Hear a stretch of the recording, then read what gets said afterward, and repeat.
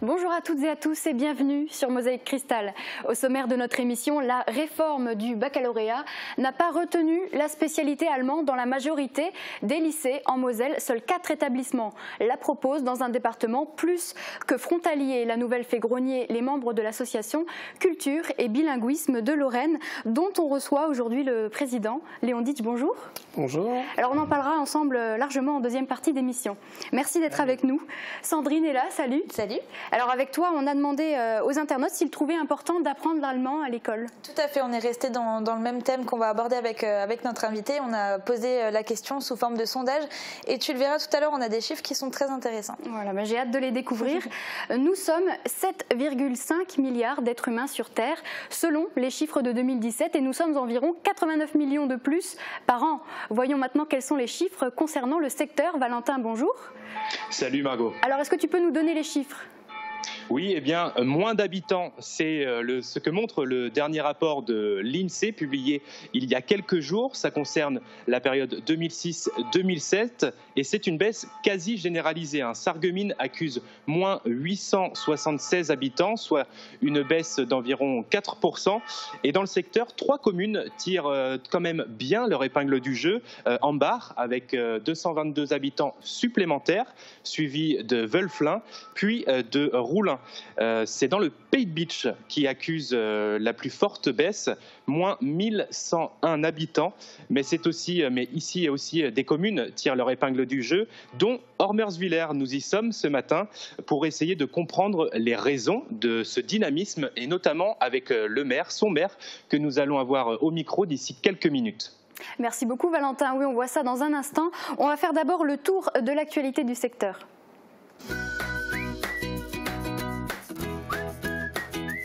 Shopping hyper fun, c'est chez Best, votre centre commercial à Faré-Bersviller. Des visiteurs indésirables à Philipsbourg. Des sangliers se glissent dans les jardins et saccagent tout sur leur passage. Les habitants ont vu leur terrain labouré par des sangliers à la recherche de vers de terre. Certains sont touchés depuis près de 10 ans par ce phénomène dû à une surpopulation des sangliers. Le maire a envoyé un courrier à la préfecture de la Moselle. Les habitants attendent impatiemment une solution. À 15 ans, ils construisent un musée. Le futur espace dédié à la libération de Bitche prend forme grâce aux élèves de la section SACPA du collège Jean-Jacques Kieffer. Peinture, ponçage, vernissage, 2 groupes se relaient depuis début décembre pour remettre le local situé en haut de la porte de Strasbourg à neuf. Un projet concret pour les élèves qui pourront présenter avec fierté leur travail lors de l'inauguration le 16 mars prochain. Molière se joue à Sarreguemines. Mardi, la compagnie Alain Bertrand a présenté l'École des femmes sur la scène de l'Hôtel de Ville. Une pièce remise au goût du jour grâce au travail du metteur en scène Carlo Bosso. 2 représentations de cette œuvre intemporelle étaient dédiées aux scolaires, puis le soir, une représentation était ouverte au grand public. Inscription au ticket Sport Culture, c'est parti. Aujourd'hui, jusqu'à 15h30, les parents des enfants sarregueminois peuvent se rendre au casino des Faïenceries pour remplir leur bulletin d'inscription. Les jeunes peuvent choisir jusqu'à 4 activités de leur choix.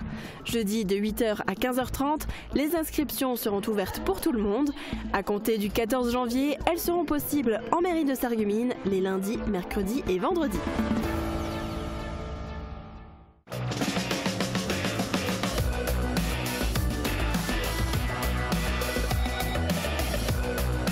Roulez malin, prenez les transports en commun avec Cabus. Pluie, neige, Mistral ou alors soleil, Sandrine vous donne les prévisions pour demain. Avec le Crédit Mutuel, partenaire des grands événements sportifs.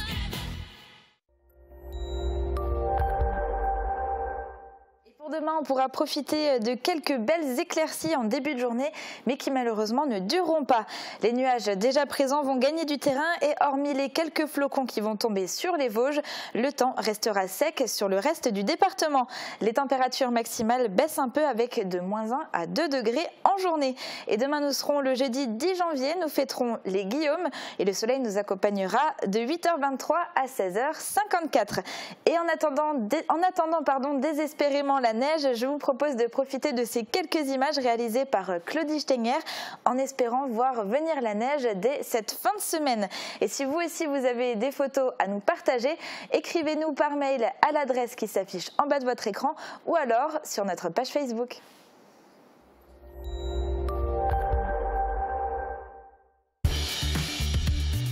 Je réagis au doigt et à l'œil, même à distance. Fermap, des volets connectés à vous. Ormersvillers gagne des habitants. La petite commune rurale du Pays de Bitche, frontalière avec l'Allemagne, pourrait rendre jalouse ses voisins, tellement la décroissance démographique est un problème. Quel est son secret? Pourquoi les habitants décident d'y rester, voire de s'y installer? Réponse dans ce reportage d'Uranie Tozic, Valentin Guinel et Florent Birkenstock.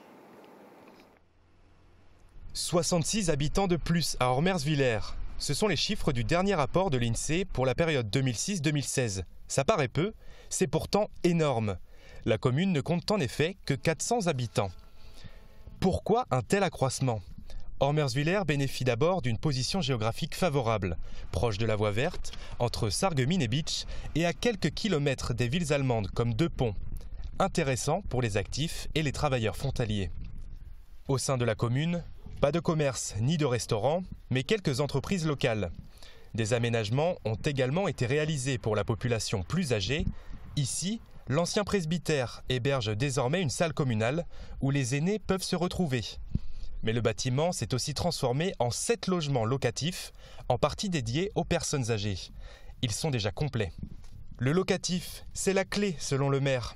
Il contribue à attirer les jeunes couples pour ensuite leur donner l'envie de s'installer pour de bon. Et ça marche. Aujourd'hui, 3 maisons sont en construction. Un nouveau lotissement va également voir le jour cette année. Les 7 terrains sont déjà réservés. Les acquéreurs sont en majorité de jeunes couples. Une très bonne nouvelle pour le maire et des écoles de la commune qui se préparent déjà à voir de nouveaux visages.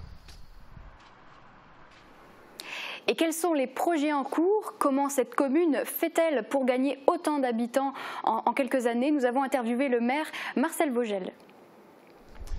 Je suis avec le maire d'Ormersvillers, Marcel Vogel. Bonjour. Bonjour. Pour commencer, vous êtes la première des rares communes du Pays de Bitche à gagner des habitants. Quel est le secret?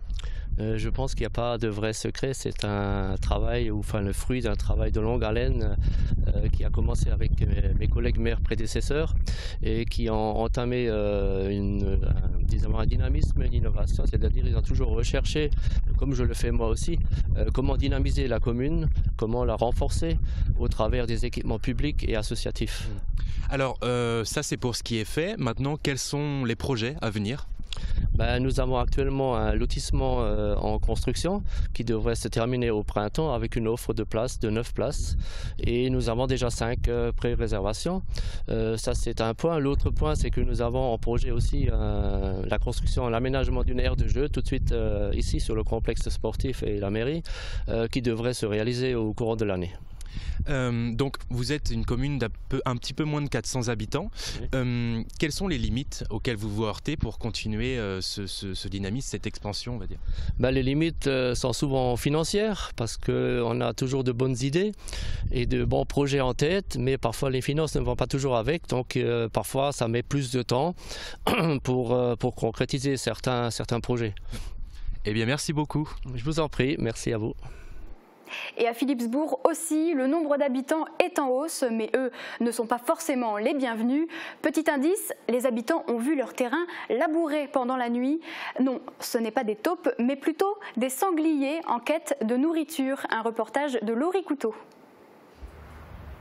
On se croirait au beau milieu d'un champ fraîchement labouré, sauf qu'à la place des charrues, ce sont des sangliers qui ont labouré ce jardin.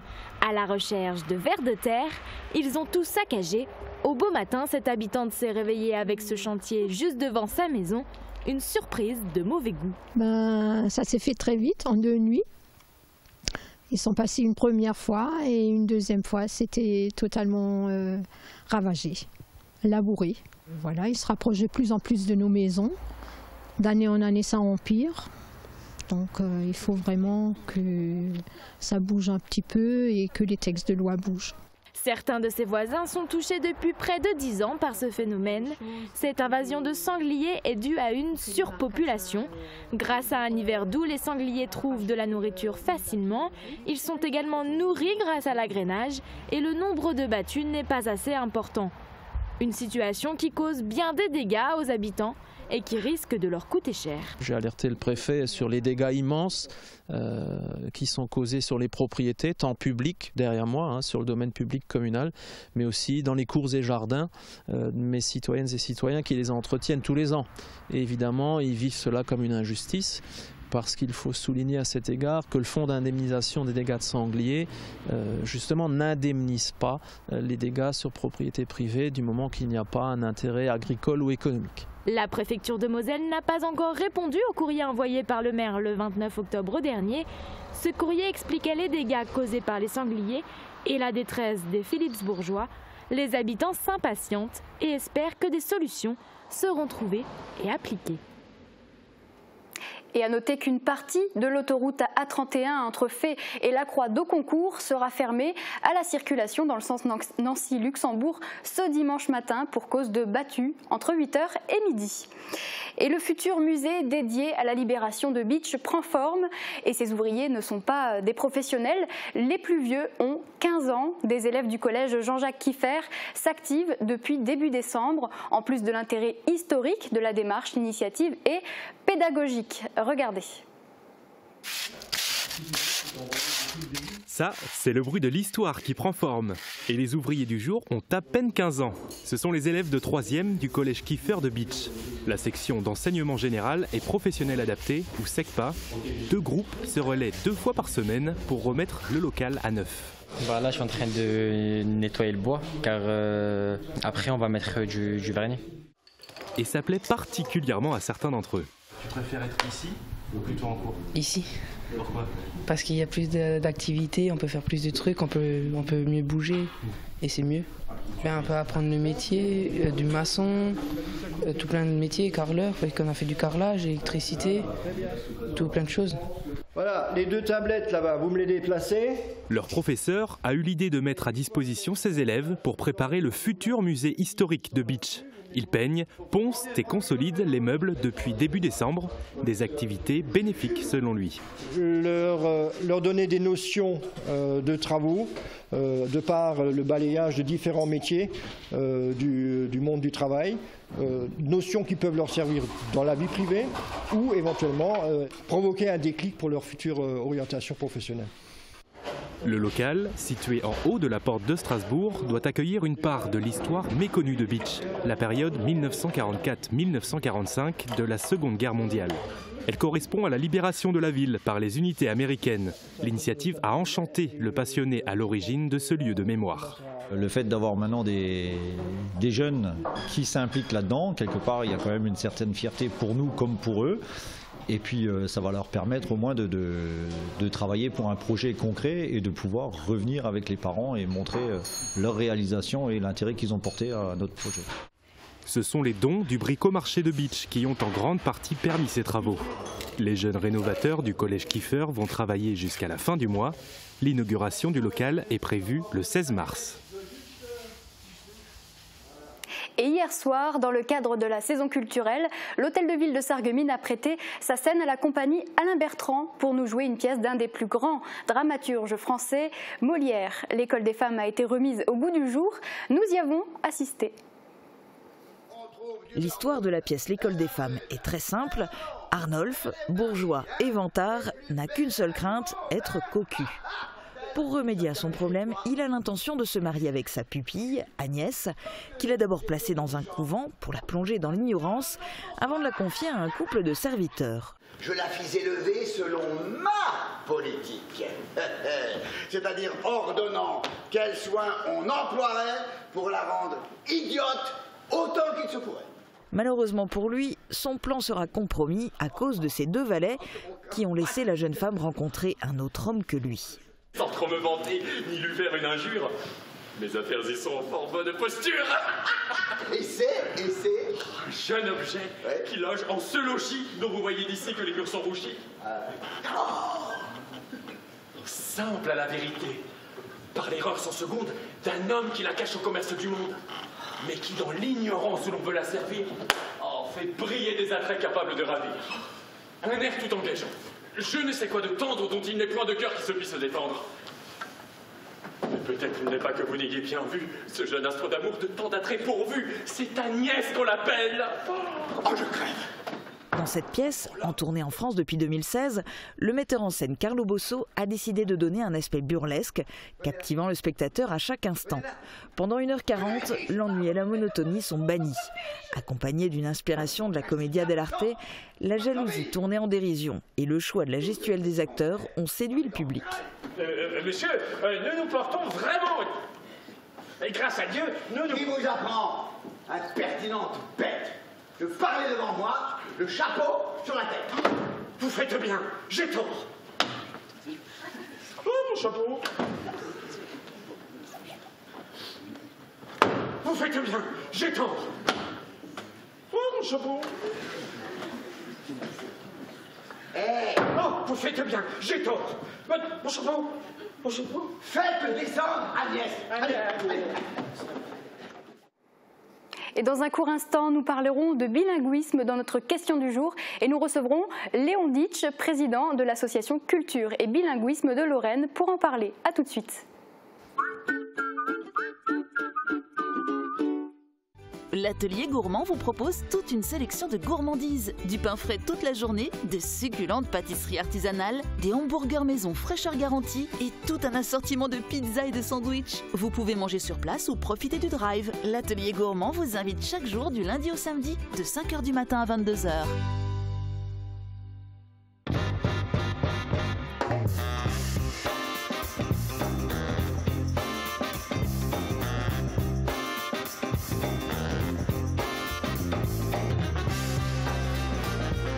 Soldes, les meilleures affaires, c'est chez Best. Ouverture exceptionnelle dimanche 6 et 13 janvier.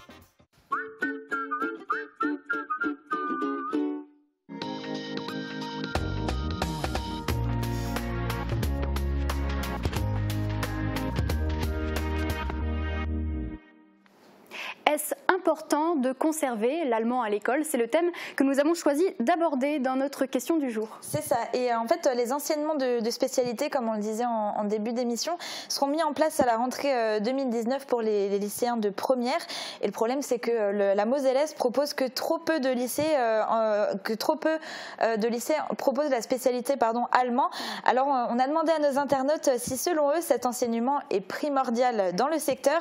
Et sur 220 votants, il y a 84% d'entre eux qui nous ont répondu que oui, c'est très important. Donc c'est des chiffres qui sont au final très révélateurs. Et dans les commentaires, René ajoute: ne sachant pas ce que l'avenir nous réserve, il est toujours bon de se diversifier. Habitant à la frontière avec l'Allemagne, cela pourrait sembler logique d'apprendre l'allemand.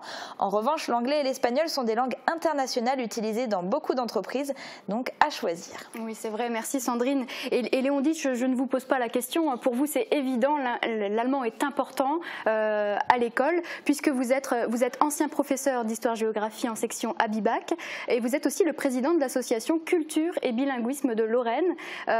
Tout d'abord, qu'est-ce que revendique votre association ? Alors, notre association, évidemment, soutient la promotion du bilinguisme français-allemand. L'allemand, langue régionale historique à travers ses dialectes depuis 2000 ans, selon les dernières recherches. Langue du premier partenaire de la France, mais aussi langue d'ouverture européenne. Donc, pour nous, il est absolument essentiel qu'elle soit maîtrisée dans notre région frontalière, limitrophe de l'Allemagne. C'est absolument essentiel. Alors, si vous êtes là aujourd'hui, c'est parce que dans un récent communiqué, le maire de Sarreguemines, Céleste Lette, déclare inconcevable que suite à la réforme du baccalauréat, seuls 4 établissements de Moselle-Est proposent la spécialité allemand, notamment au Jean de Pange et à l'Institution Sainte-Chrétienne sur le secteur de Sarreguemines. Comment vous réagissez à cela ? Alors, c'est absolument désastreux, hein, puisque 4 lycées seulement qui proposent cette spécialité, 2 de Sarreguemines, vous les avez évoqués, 2 de Thionville, mais alors si on se rend compte que ça ne concerne que 2 bassins de vie, ceux de Sarreguemines et de Thionville, et toute lycéenne ou lycéen qui n'aurait pas accès à ces 2 bassins de vie serait privé de la spécialité allemand en lycée, dans la réforme du lycée. Voilà. Alors nous trouvons que c'est vraiment inadmissible qu'il en soit ainsi et nous estimons que tout lycéen doit pouvoir accéder à cette spécialité s'il le souhaite. Et pour le souligner, vous avez notamment adressé une lettre ouverte aux députés de Moselle dans laquelle vous leur demandez de bien vouloir user de leur force de conviction et de décision pour obtenir que tous les élèves des lycées de Moselle puissent avoir accès à l'allemand en spécialité. Mais ce ne sont pas les élus qui décident, ce sont les établissements. Oui, alors c'est un petit peu compliqué en fait. Quel est le niveau de décision? C'est évidemment une question à laquelle j'ai tenté de répondre et le BO, le bulletin officiel hein, de l'éducation nationale du 2 septembre 2018 dit ceci. Le recteur d'académie ou le vice-recteur arrête la carte académique des enseignements de spécialité en veillant à l'équilibre et à leur bonne répartition dans le cadre géographique adapté au territoire, qui représente le niveau de premiers échanges, etc. Donc voilà, il y a donc déjà la responsabilité à l'échelle du rectorat, parce que pour l'équilibre et la bonne répartition dans le cadre géographique, à l'évidence, on repassera. Hein. Et voilà. Alors, est-ce qu'il y a sans doute aussi une responsabilité à l'échelle des établissements ? Puisque de sources bien informées, je sais que certains proviseurs de lycée n'ont même pas consulté leurs équipes pédagogiques d'allemand sur le point de savoir s'il fallait ou non ouvrir cette spécialité. D'accord. Donc vous vous adressez aux élus pour faire pression sur ces établissements? Oui, alors les élus qui ont également l'oreille du ministre, hein, et donc voilà, on souhaite que effectivement, ils usent de leur force de conviction pour tenter de faire avancer ce dossier. Oui. Et le maire Céleste Lette de Sarreguemines a déclaré vouloir apporter son soutien aux associations comme la vôtre qui se mobilisent pour promouvoir l'apprentissage de l'allemand. Est-ce que vous confirmez être soutenu par les élus?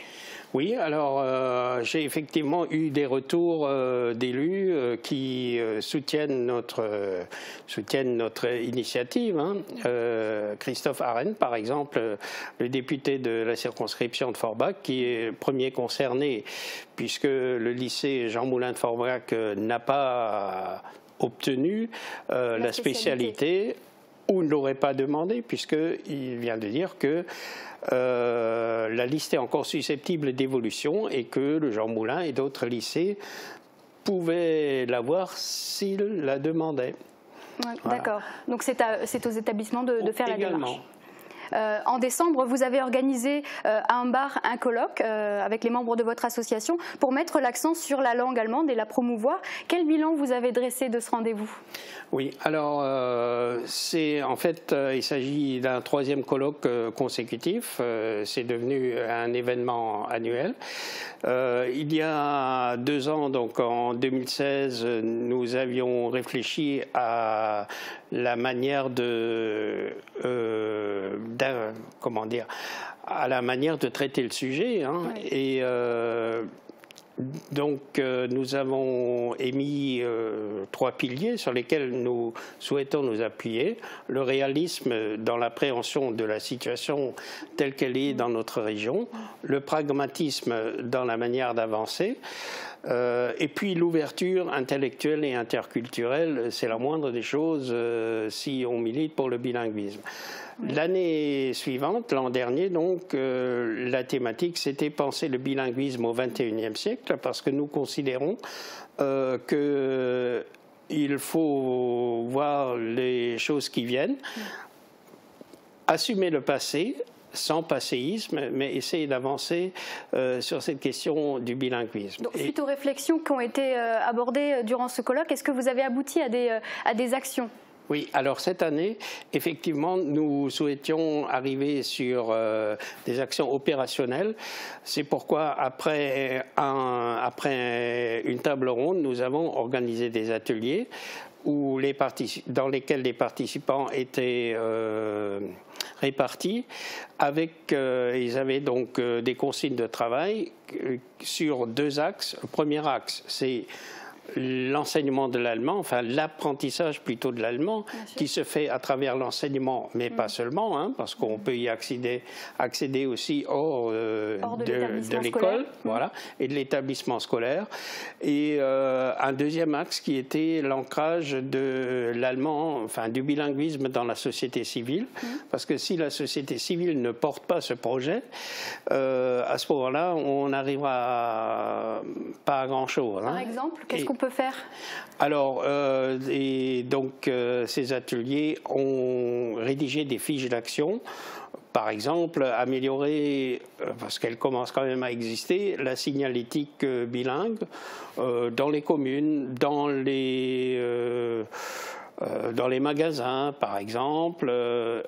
Autre exemple de projet, c'est développer des matériels pédagogiques qui soient adaptés à l'enseignement bilingue ou encore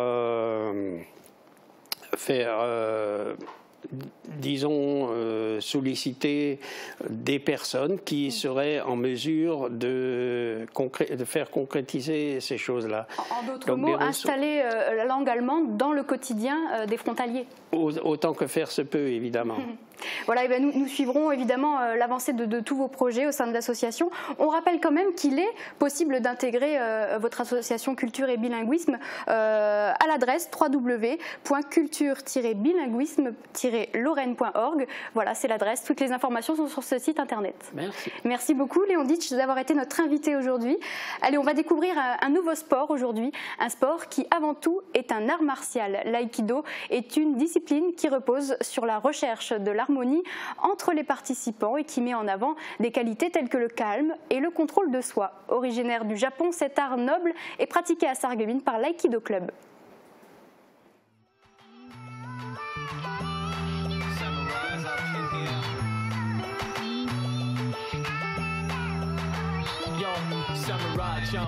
L'aïkido est resté un art martial. Si par exemple on prend le judo, comme il est pratiqué par exemple aux Jeux Olympiques, c'est un sport de combat parce qu'on définit des règles. En aïkido, il n'y a pas de règles de combat, on doit pouvoir travailler avec tout le monde. Et en fait, le but de l'aïkido, c'est d'arriver à passer des techniques sur des personnes sans utiliser sa force, mais en utilisant l'énergie que l'autre vous donne à un moment donné. Ce n'est pas une opposition, c'est faire une unité avec l'autre, et c'est quand on arrive à faire l'unité avec l'autre que les techniques passent sans aucun problème. Le club d'aïkido de Sarreguemines existe depuis 1987. On est entre 20 et 30 licenciés. Donc on a les cours le lundi soir, le mercredi soir et le vendredi soir pour les adultes et le vendredi de 17h30 à 19h pour les enfants. C'est ouvert à tout le monde, il n'y a pas besoin d'aptitude physique particulière pour pratiquer l'aïkido, ça peut se commencer à n'importe quel âge parce que c'est aussi un travail et une recherche sur soi. Et il n'y a pas non plus besoin d'avoir de force physique. On travaille avec tout le monde, il n'y a pas de compétition en aïkido, donc les hommes et les femmes travaillent ensemble, les grands et les petits, les forts et les moins forts travaillent ensemble. Et le but, c'est de trouver l'énergie qui permet de passer les techniques sur n'importe quelle personne qui est en face de vous. Alors on travaille des fois un contre deux, contre trois, on travaille avec des armes. Il y a une multitude de techniques et c'est très très riche en termes de pratique et de technique. C'est une technique qui s'appelle Kotegeishi qu'on va réaliser sur une attaque faite avec un couteau, un tanto en bois qui figure un couteau, une attaque de haut en bas et ça consiste à d'une part éviter la frappe, puis maîtriser et désarmer le couteau.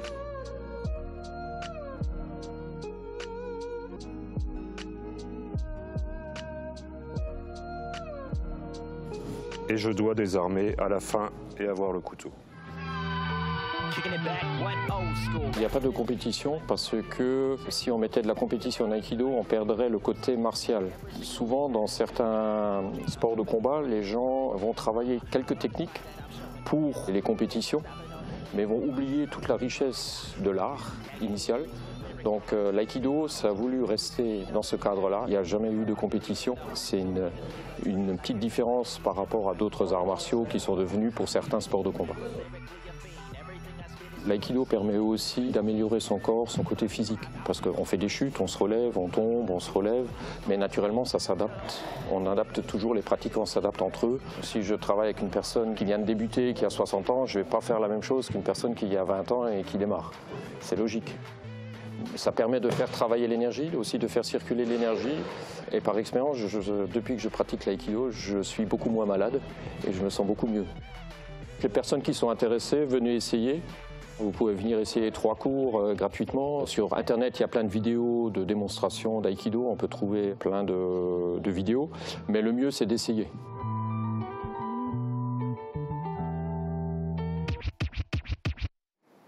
Et on passe au bon plan de sortie avec Sandrine. Cette semaine, on commence en musique. C'est ça. Alors, on commence l'année avec un concert de Nouvel An qui aura lieu ce dimanche à 16h dans la salle socioculturelle de Sarralbe. Et l'invité de la soirée est bien évidemment l'Orchestre Philharmonique de Strasbourg. Les billets sont en vente à l'accueil de la mairie de Sarralbe. Mais attention, c'est un concert très prisé et il ne reste plus que demain de 10h à 11h pour acheter vos entrées. Et on continue avec une sortie sur le thème de la Grande Guerre. Oui, alors en fait c'est une conférence débat en musique qui est à l'initiative de notre invité du jour, Léon Ditch. Alors est-ce que vous pouvez nous dire ce qui sera présenté durant cette soirée ? Oui, alors en fait c'est un travail que j'ai entrepris lors du centenaire du début de la guerre en 2014 et donc l'idée c'était, en tant qu'ancien professeur d'histoire géo, c'était de porter un double regard sur cette Première Guerre mondiale, mais également d'approcher la guerre par des moyens autres que ceux qu'on connaît habituellement, les textes par exemple. Et donc j'ai souhaité travailler sur les chansons de la guerre. Chansons de la guerre qui témoignent d'abord du militarisme qui a prévalu au début de la guerre, ensuite des difficultés que rencontreront les soldats pendant le conflit, et puis du sentiment de révolte qui s'est emparé d'eux à partir de 1916 en gros, hein.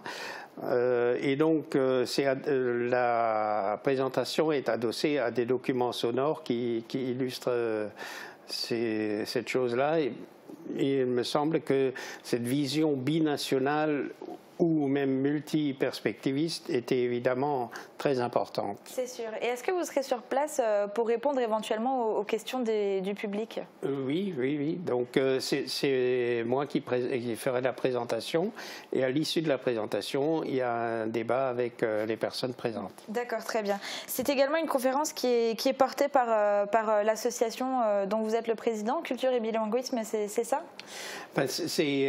C'est pas tout à fait, pardon. C'est l'Association pour la promotion du bilinguisme qui est une association amie avec laquelle nous entretenons des relations régulières. Donc cette association organise une manifestation tous les mois, une fois sur Sarreguemines, une fois sur Sarrebruck. Et donc toute personne peut venir et chacun peut intervenir dans sa langue, en allemand ou en français. Ok, très bien. Alors pour rappel, juste le titre de cette conférence, c'est La Grande Guerre en chanson. Elle a lieu mercredi 16 janvier à 19h et elle aura lieu à la médiathèque de Sarreguemines et l'entrée est gratuite. Voilà, le rendez-vous est donné. On va rester sur scène pour la prochaine sortie, Sandrine, avec des graines de stars. Oui, alors avec une nouveauté proposée par le Lions Club de Sarreguemines, c'est une soirée Jeunes Talents. Alors l'objectif est de permettre à des jeunes de se produire sur scène dans les domaines de la danse, la chanson, la musique ou encore le théâtre. Et une phase de présélection était organisée au mois de novembre et c'est ce samedi aux auditions devant un jury de professionnels que vous pourrez assister à l'hôtel de ville de Sarreguemines à partir de 19h. Chaque catégorie et chaque lauréat sera récompensé par un chèque de 100 € ainsi qu'un cadeau surprise et l'entrée est fixée à 10 € pour les adultes et 8 € pour les enfants jusqu'à 12 ans et des billets sont disponibles en prévente à l'office de tourisme et au Cora de Sarreguemines et les bénéfices de la soirée seront reversés à l'école Ecréadis de Sarreguemines. Et nous entrons dans la période des théâtres en plate. Il y a déjà plusieurs qui sont programmés ce week-end. C'est ça, alors à commencer par la troupe de Volminster qui vous propose 2 représentations ce week-end. La première aura lieu ce samedi à la salle des fêtes de Putelange-au-Lac à 20h et la deuxième aura lieu ce dimanche à 15h à la salle des fêtes de Roulin et l'entrée est de 9 €. Et vous pourrez retrouver toutes les dates de la tournée sur la page Facebook de la troupe. Alors du théâtre toujours, mais à Sirstal. Oui, j'ai juste perdu ma feuille. C'est pas grave, on va tout de suite retrouver. Je vais y arriver, j'ai trop de feuilles sur moi. Alors c'était à Sirstal. C'est toujours, mais à Sirstal avec la troupe Es Frische Theater qui vous donne rendez-vous ce samedi à 19h45 à l'espace Vitrac Saint-Vincent de Sirstal. Et les billets sont disponibles au tarif de 9 € au Tabac Laurence à Petit-Réderchin, à la Boucherie du Bois à Bitche et au Café chez Charlotte à Sirstal. Et là aussi, vous pourrez retrouver plus d'informations et toutes les dates de la tournée sur la page Facebook de la troupe. D'accord. Et enfin, un dernier théâtre a lieu à Arène. Oui, avec la troupe La Bonne Humeur qui vous invite à passer avec eux votre samedi soir de 20h à 23h à la salle polyvalente de Arène. Des billets sont en vente à la Maison de la Presse Georges au Super U de Rohrbach ainsi que sur place les soirs de représentation et l'entrée est de 8 €. La société Omnisport de Ypelin vous invite à une marche du Nouvel An. C'est ça, alors elle aura lieu ce dimanche à partir de 8h30 au stade d'Ypelin et c'est une marche de 8 à 10 km qui vous sera proposée. L'inscription se fera sur place au tarif de 2 €, adultes uniquement. Et à partir de 11h30, il y aura un grand barbecue de la nouvelle année qui aura lieu au clubhouse du stade. Et vous pourrez vous inscrire auprès des membres du comité de la société Omnisport d'Ypelin. Et pour terminer cette chronique, on n'oublie pas les enfants. Ah non, jamais. Et alors, j'ai trouvé une sortie toute faite pour eux. C'est une soirée jeux de société. Elle est organisée par la bibliothèque de Götzenbrück, le foyer rural et le Retro Game Animation. Et elle aura lieu à la cantine scolaire de Götzenbrück ce vendredi de 19h30 à 22h30 et l'entrée est libre et gratuite. Merci beaucoup Sandrine pour ces bons plans. Avec plaisir. Allez, pour démarrer la nouvelle année, on vous propose une programmation spéciale dans le cadre du supplément. Les mardis, mercredis et jeudis du mois de janvier seront consacrés aux vœux 2019 des personnalités politiques locales et des représentants de l'État. Aujourd'hui, Julie Abitran reçoit Nicole Triss, députée de la 5e circonscription de Moselle, au jardin d'hiver du musée de la Faïence. Excellente fin de programme et à demain.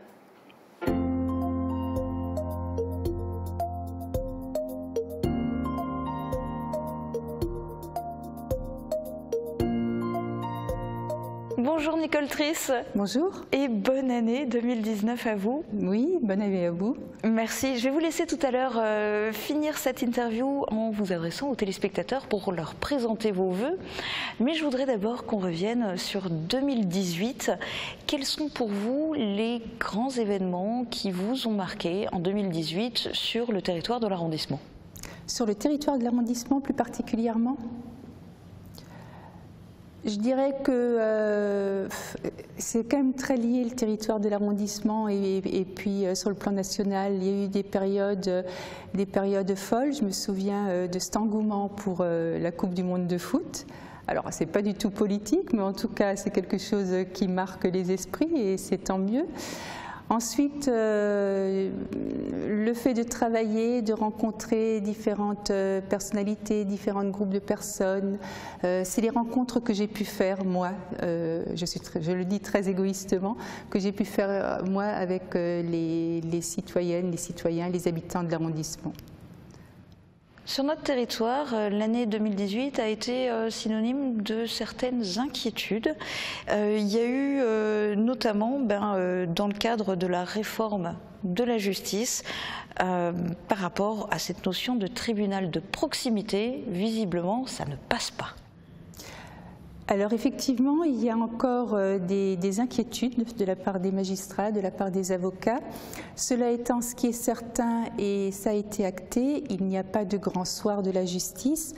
Nous avons obtenu de garder le tribunal de grande instance de Sarreguemines. Les tribunaux de grande instance ne sont pas en plus de coquilles vides et vraiment on gardera notre TGI pour tout le bassin de vie que cela représente, cette grande juridiction.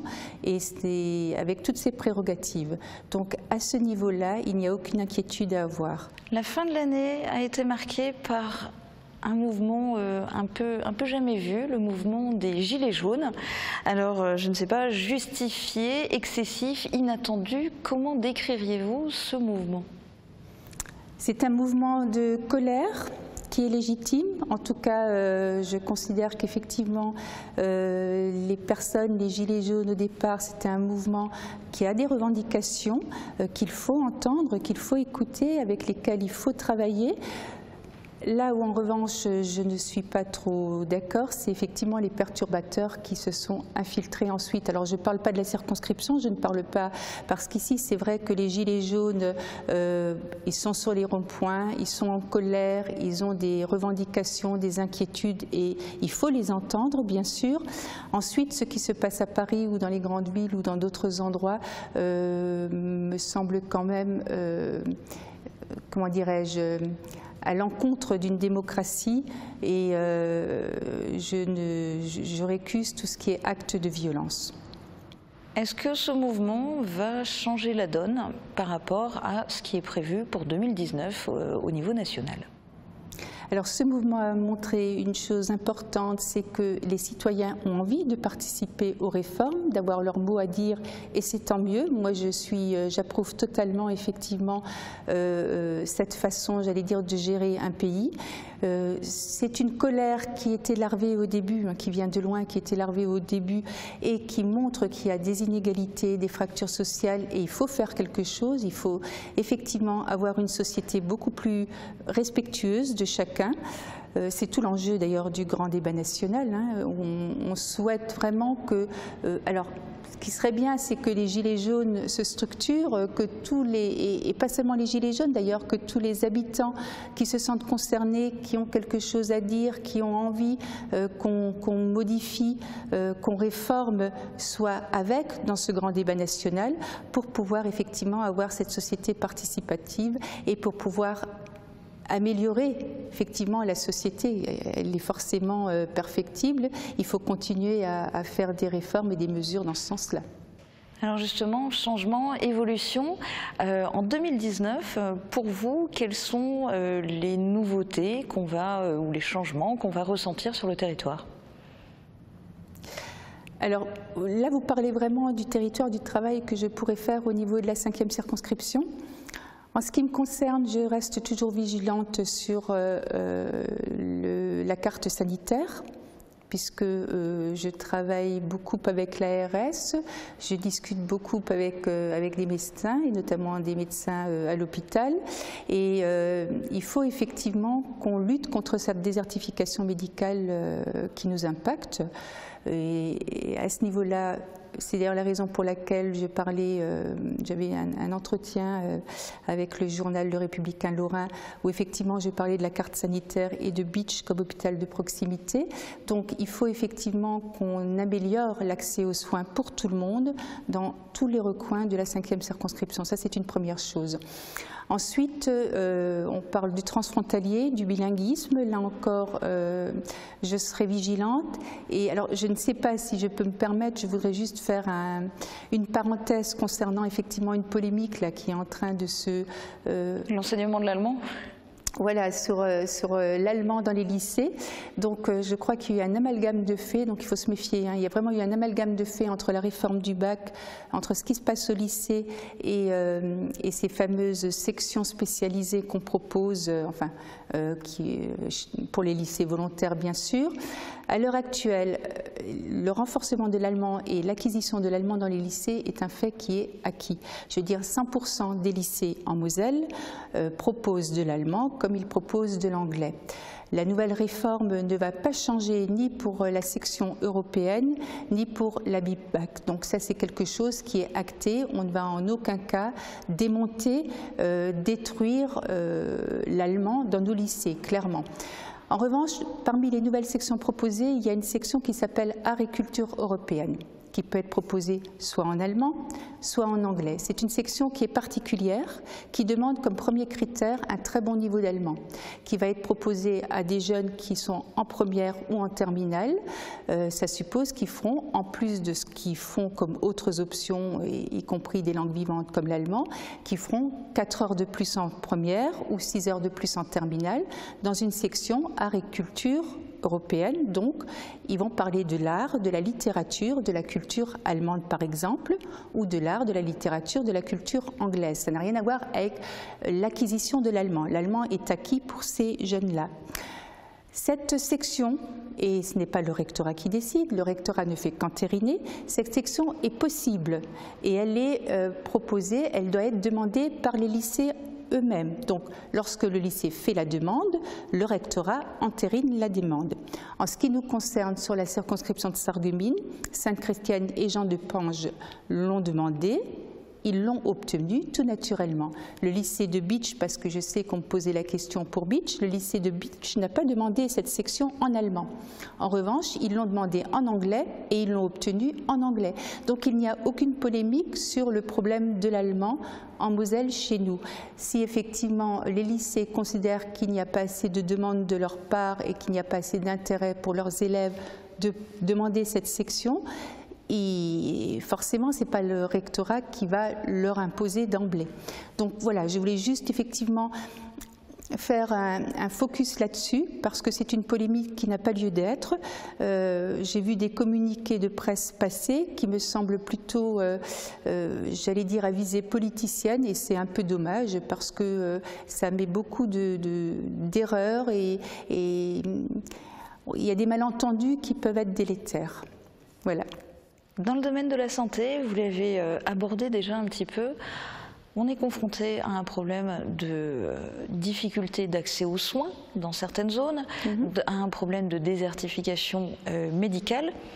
Concrètement, on peut espérer des progrès à quel horizon? Parce que quand on voit le nombre d'années qu'il faut pour former des médecins, sans compter qu'on fait comment pour les inciter à s'installer ici, par exemple, on peut espérer quoi? Est-ce que l'espoir il vient de l'autre côté de la frontière? Alors, votre question est complexe parce que, effectivement, pour l'instant, on n'oblige pas les médecins à s'installer ici. D'abord, je crois que dans ce cas-là, si on veut effectivement qu'il y ait une obligation d'installation, il faut prévenir l'étudiant en médecine qui démarre son cursus que, ok, il démarre son cursus, mais il va être obligé de s'installer ici ou là. Ce qui est difficile de faire en cours de cursus ou en fin de cursus chez quelqu'un qui a fait médecine. Quand vous dites est-ce que l'espoir vient d'ailleurs, c'est une alternative comme une autre. C'est vrai qu'il n'y a pas suffisamment de médecins chez nous. C'est vrai que la moitié des médecins ont plus de 55 ou 57 ans et qu'arrivera un moment donné où on aura encore moins de médecins. Et il faut absolument qu'on trouve un maillage territorial qui fasse que les gens puissent être soignés correctement. Donc on a des hôpitaux, on a un groupement hospitalier territorial, on a l'hôpital de Sarreguemines, on a l'hôpital de Bitche qui sera un hôpital de proximité pour des soins non programmés, un hôpital de premier recours, de manière à ce que les gens du pays de Bitche n'aient pas à chaque fois besoin de venir jusqu'à Sarreguemines. Et puis ensuite, il faudra effectivement aborder des sujets comme la télémédecine.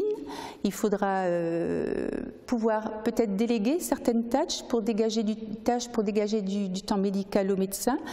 Par exemple, effectivement, faire en sorte que des pharmaciens ou des infirmiers puissent faire des actes médicaux de base, je dirais, et de manière à ce qu'effectivement on puisse redéployer ce que nous avons comme arsenal au niveau des professionnels de santé sur tout le territoire de cette manière-là. Parce qu'il manque des médecins, mais nous avons quand même des kinésithérapeutes, nous avons quand même des infirmiers.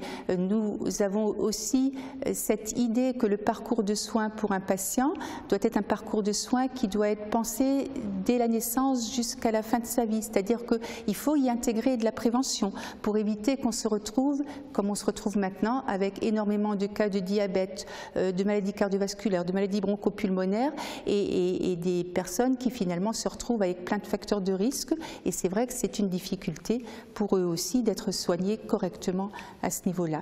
Et lorsque vous parliez, je termine là-dessus, d'Allemagne, là aussi on va réactiver le projet Mozart qui existe à Forbach par rapport à Völklingen pour effectivement des cas d'urgence absolue comme les AVC. On va pouvoir le déployer enfin à Sarreguemines et à Bitche par rapport par exemple à Saarbrück ou à Zweibrücken. Il y avait aussi la fameuse ZOAST, la zone d'accès aux soins transfrontaliers. Oui. Donc c'est en fait ça, la zone d'accès aux soins transfrontaliers. Pour l'instant, on va réactiver cette zone-là pour tout ce qui est urgence, enfin nécessité absolue, puisque vous savez que lorsqu'on fait un AVC, le temps est compté pour pouvoir récupérer. Et plus vite vous êtes pris en charge, moins vous aurez de séquelles. Et ça, c'est une chose qui désormais est actée et j'en suis particulièrement fière parce que c'est vrai qu'on a travaillé avec mon collègue de Forbach d'ailleurs, on a travaillé sur cette carte sanitaire qui puisse être déployée du mieux possible pour tous les usagers chez nous. Est-ce que 2019 va être une année particulièrement intense? Quelles sont les causes pour lesquelles vous allez vous mobiliser? Je me mobiliserai toujours pour les causes qui sont spécifiques d'une part à la circonscription, mais aussi des causes qui sont nationales.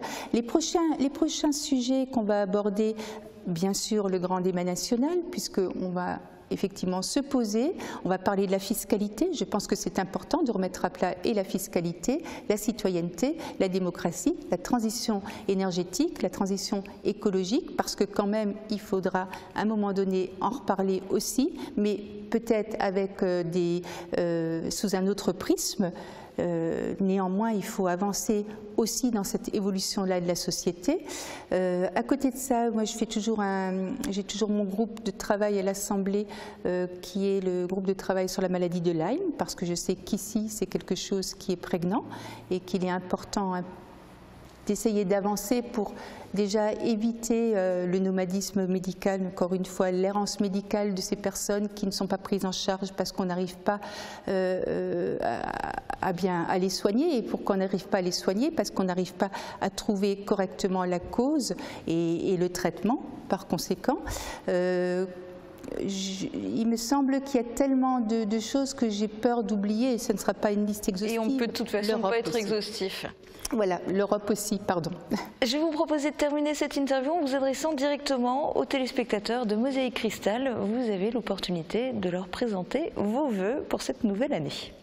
Je vous remercie. Alors oui, effectivement, dans mes vœux, je pourrais parler des manifestations, je pourrais parler d'agressions physiques ou verbales, je pourrais parler de couleur jaune ou rouge, je pourrais parler de vandalisme, je pourrais parler d'attentats et de terrorisme, je pourrais parler de violences qui ont effectivement malmené notre pays, que nous subissons toutes et tous, et qui nous plombent vraiment, enfin je veux dire, c'est terrible. Mais non, je refuse. En fait, ce que je souhaite, moi, là, vraiment, c'est de sortir de cette spirale infernale.